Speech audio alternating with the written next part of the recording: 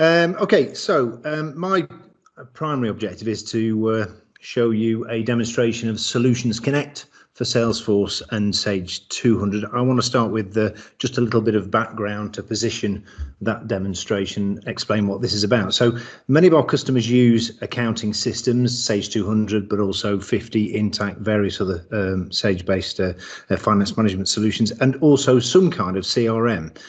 Sometimes it's Salesforce, it could be Sage CRM, it could be Act, but often these are disconnected and work in isolation. But we're seeing a trend towards integration. And we're doing a lot of work around this, integrating those different products that I've just mentioned.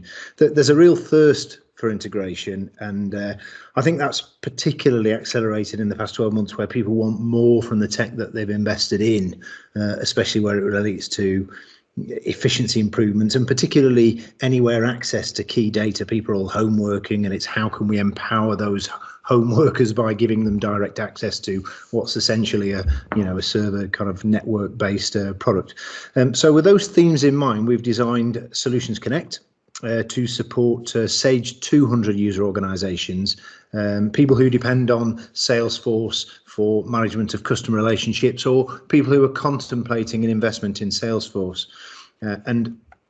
The idea is that the technology seeks to add value in organizations that display a common set of characteristics. And those tend to be around, a number of things. Manual process is always there. So that could be duplication of effort. So account information or prospect information is entered into Salesforce. So salespeople are managing prospect customer information. When that prospect becomes a contracted customer, then there's the re-entry of that data into Sage 200. Similarly, we've got salespeople generating opportunities and quotations in Salesforce, and when the quotation becomes an order, there's the re-entry of all that information into Sage 200. So there's the duplication of effort, but there's also the duplication of data. Often we end up with records in those separate systems about customers, about orders, and because they're not connected, there's a disparity of data, so it threatens the integrity of the entire corporate data set, really. But probably the most limiting thing, which is also the greatest opportunity from this technology, is the lack of visibility across the enterprise that people suffer with disparate standalone systems, and the value that can be achieved by bringing those technologies together. So what we're seeking to do is to connect the technology, Sage 200 and Salesforce, but in so doing, connect processes in the business. So consolidating systems and the processes that are already effective perhaps in the business, but linking them together and empowering teams by removing manual process, freeing up more of their time and just making everything a bit more streamlined. And that also gives us the opportunity to support collaborative working. So where you've got disparate teams that were operating in isolation, they're now supported and empowered by real-time access to rich data sets from other areas of the business. So you've got, for example, salespeople understand what's going on with an account from an accounting perspective in terms of, do they owe us any money? What's the transaction history? Marketing people can segment data based upon the characteristics of companies and people, based not only on what's been recorded by the salespeople, but also history of transaction and buyer behaviors and that kind of thing.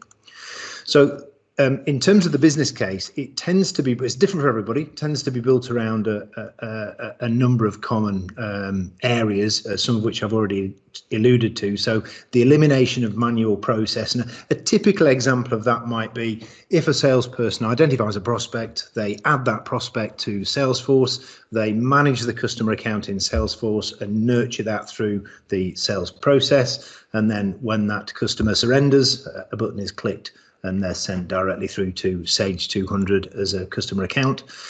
We can also update Salesforce records from customer account information. So when that customer account has been created automatically in Sage 200, the accounts team picks it up and will add further attributes to that record, such as credit limit and the like.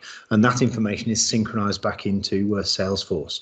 So the synchronization is operating automatically on a scheduled basis as frequently as the business requires. The conversion to Salesforce of Salesforce orders to Sage 200 orders is a key value. So typically what Salesforce people will do is create a prospect account. They'll generate quotations and opportunities in Salesforce.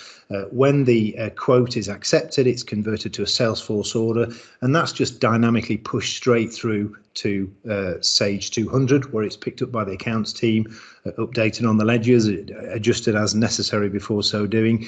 And of course, the details of that are synchronized back into Salesforce. And as you would imagine, there has to be synchronization from Sage 200 to Salesforce of things like stock balances, price books, and various different characteristics that Salesforce users will use to create orders. Now, Salesforce users aren't necessarily sometimes they're not creating orders at all, but in organizations where they've been given that authority, the process and the experience that Salesforce users have of generating orders is very different to how you might do it in Sage 200. Because if you're using Salesforce, maybe you're a salesperson, so you can structure that so salesperson operate within a very specific methodology, if you like, with validation all the way through the process. So you can really control the way that those orders are created, so that only what you want to end up in Sage 200 is what actually appears there.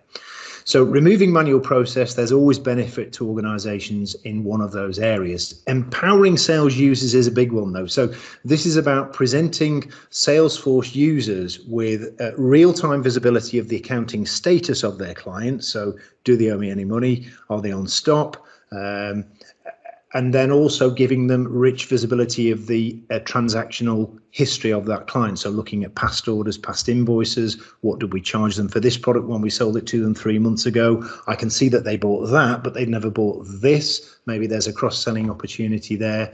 So just when the salespeople are going into bat, giving them all the information that they need to have a more impactful interaction with the client. So they're not limited to their own personal knowledge of the client account. They're drawing upon the entire knowledge of our organization when they go into bat for us in that account. Marketing is a big thing. So marketers want to direct targeted specific information to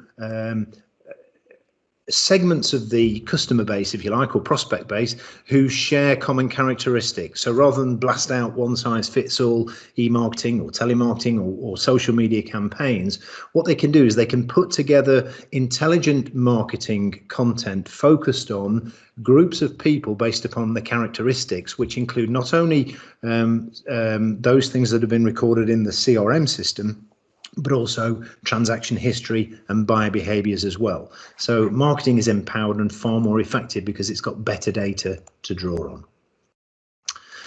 Okay, so Solutions Connect, what we seek to do with it really is recognise that all businesses are different, even within the same industry. So we wanted to support different industries, but even within the same industry, we find that a lot of our clients have got their own idiosyncratic ways of operating, their own ways of doing things. So we want to be able to support individual best practices. So rather than implement this as a technology that works only in a very specific way and limits the way that synchronization can occur between 200 and Salesforce, it's hugely flexible in terms of the way it can be configured. And I guess what we've done is drawn upon our experiences over 20 years of working with integration between Sage accounting systems and CRM to pick out all the bits that we know people want and try and eliminate all the shortcomings. So with that in mind, let me give you a sense of what this stuff looks like then by way of a demonstration. So this is just a demo data set within Sage 200, and I've also got a simple Salesforce org here. The other dialog window is our Solutions Connect configuration environment, and it's really easy to use. There's a detailed user manual and administrator guide that comes with this, but it's very easy to set up, very flexible. So in the settings, what you can do is configure at individual entity level which Sage 200 entity is connected to which Salesforce entity. So if we pick customers, for example, and then within the entity, we can determine how synchronization works. So where is the master data set? Would it be that the master record is 200 or the master record is Salesforce? We can configure it so the record that's created in Sage 200 is just a one-time synchronization of data, or we could structure it so that amendments could be synchronized in either direction after the initial record is created. We could use this new only feature here to enable a one-time data pass-through. So if you wanted to download data from Salesforce to be auto-created as a customer account in Sage 200, but never updated in Sage 200 after that point. So very flexible at entity level, and then within each entity you can map any Salesforce field, including custom fields, to Sage fields. So all the basic fields as you would expect, but also analysis fields and, as I say, custom fields. Within each field mapping you can apply behaviors as well. So you can simply select the field to field mapping from drop-down lists of each system, but controls can be applied around each field to determine whether that field is updated one way or in another direction. Is it only used to populate a field on first creation but never then allowed to modify subsequently? Is there a query? So on any field we could use a query to determine the criteria by which a record is passed. So it might be, in this particular case where I'm sending Salesforce companies to Sage 200, I only want to send them where the where the type of record in Salesforce, show criteria, is a customer record, and then from there it's changed to linked customer. So there's a whole raft of flexibility in terms of configuration within each entity as well. If we just step back out of there, you can set up automatic synchronization, so sync can occur at any time of the day that you determine, so you can minimize the load on the server, but also set Salesforce APIs if you've got a limit on the API calls. But we can also manually upload and download some data. So if I just give you a quick random example, if I was to add a new company in Salesforce, let's just quickly type in ABC PLC. I'll just put in some quick and dirty information. I've just got a little button on here, Sync to Sage 200, which in this demo setup is part of the structure, part of the integration configuration that I'd use to determine that that button had to be checked in order for it to be synchronized. So the account's created, and then this would happen automatically, but in terms of showing you how that would look, I can just initiate a quick manual synchronization of that data. And then if I go into 200, I'll see that information appear as if by magic. So there's my account. Of course, I could have gone on to create contact records within the system as well, within Salesforce, and synchronize that information down to Sage 200. And as mentioned, you might do things like update, so say for example, the credit limit in Sage 200. And if I just quickly initiate a synchronization event of customers back up from Sage 200 to Salesforce, you can see that what we'll do is I'll just refresh that. We'll pick that information up back in Salesforce. So it's a two-way thing. So here's my record from that I added in Salesforce and synchronized down, and there's my credit limit included there.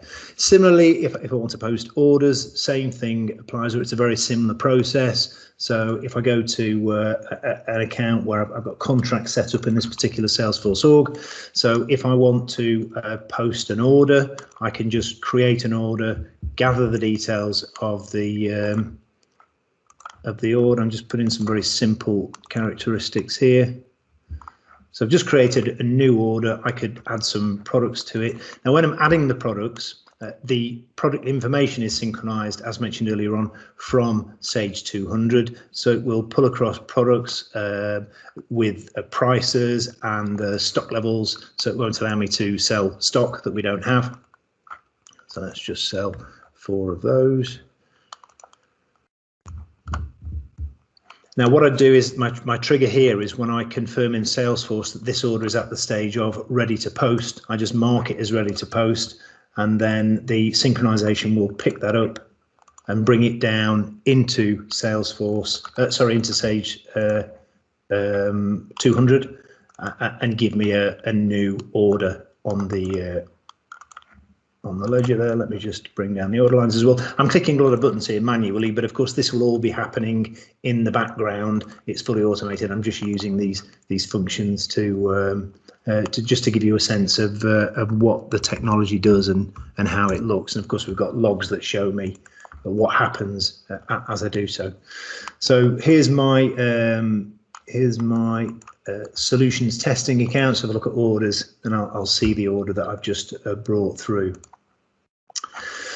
So let's just take a look at the one or two other aspects that I wanted to mention, actually, because I know time is short now. Is not only can you bring all the information back down in Sage 200 and exchange it into Salesforce. So we're supporting users in the sense that they have direct access to a rich history of transactions with a customer, but all the Salesforce supporting can access Sage 200 data as well. So if we're talking about supporting decision makers with KPIs through providing with rich information in Salesforce's graphic dashboard presentations, that can be supported as well. So I don't know if anybody knows Salesforce, but it's a very rich graphical reporting environment that every kind of widget can be introduced in terms of pie charts, bar charts, fuel gauges, and even within the context of an individual customer account, for example, I can get graphical representations of the performance of that customer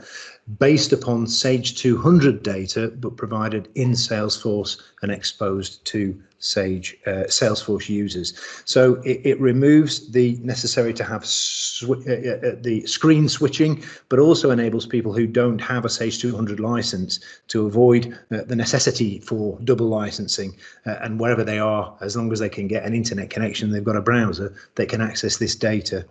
So, and all the controls and visibility are managed through Salesforce security functionality like profiles and permission sets. So you're in control. You decide who sees what information is exchanged between the two systems. So that's my brief summary, just a quick introduction. These are my details. If anybody wants to get in touch, very, very happy to provide further information and a more specific demonstration tailored to your business, if that would be useful. Harry, back to you. Thank you.